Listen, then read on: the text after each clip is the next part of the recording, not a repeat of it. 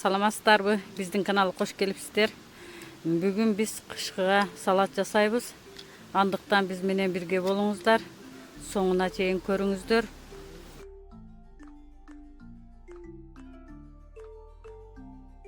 Бизге керектелүүчү азыктарды экранга жазып калтырдык.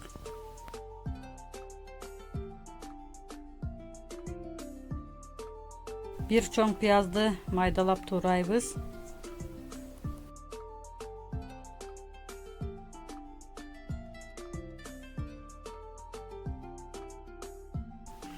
Үч жүз грамм сабызыбызды кыргычтан өткөзөбүз.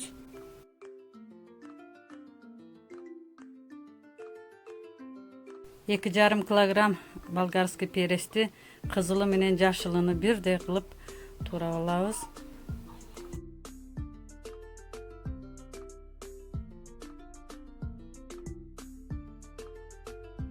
100 грамм чеснокту да мясорубкадан өткөзөбүз.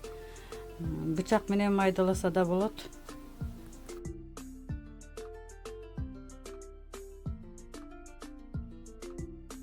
Элүү грамм ачуу калемпирди уругу менен мясорубкадан өткөзөбүз.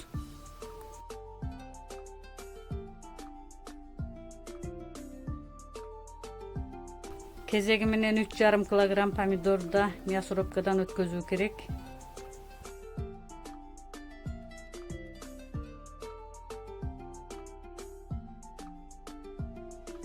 Казанга 100 мл өсүмдүк майын куйдум. Кызыган майга пиязыбызды бир аз эле кууруйбуз, өтө көп куурубайбыз. Андан соң болгарский перестин кызылы менен жашылыны аралаштырып, аны да бир аз эле кууруйбуз. Үстүнө сабыз салабыз.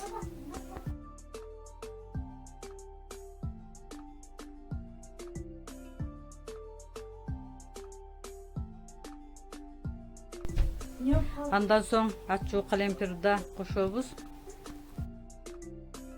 Акырында мясорубкадан өткөзүп алган помидорубузду казаныбызга куябыз, жакшылап аралаштырабыз. 2 аш кашык кумшекер кошобуз.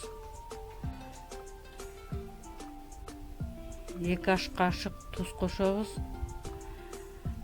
Кумшекерди кошконубуз салатыбызга көпкө сактайт, банкабыз атылбайт.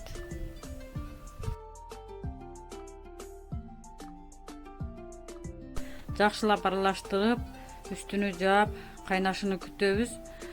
Жогорку температурада кайнаш керек. Мына кайнап чыкты. Тузу аз экен. 1 аш кашык туз кошобуз. Акырында майдаланган чесногубузду кошобуз. Көк чөптү да кошобуз. 10 мүнөт кайнатабыз. Мына кайнап чыкты. Салатыбыз даяр болду. Эми биз банкабызды парлап, буулап алдык. Банка жабышты баштайбыз. Аз-аздан банкага куюп баштадык мына.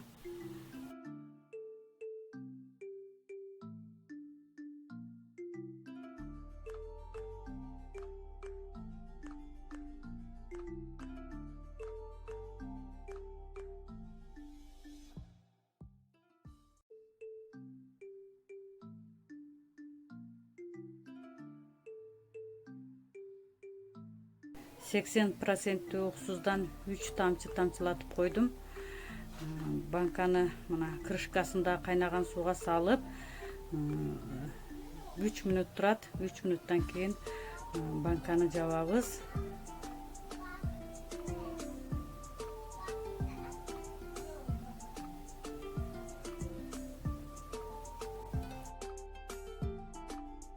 Банканын жакшы жабылганын текшеребиз. Айлантып көрүш керек, ушинтип.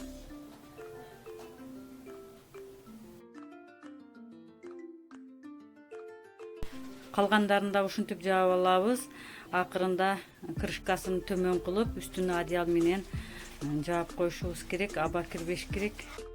Мына биздин кышка карата жасалган салатыбыз даяр болду. Сиздер да даярдап көрүңүздөр. Ой пикирлериңиздер болсо калтырыңыздар. Саламатта калыңыздар.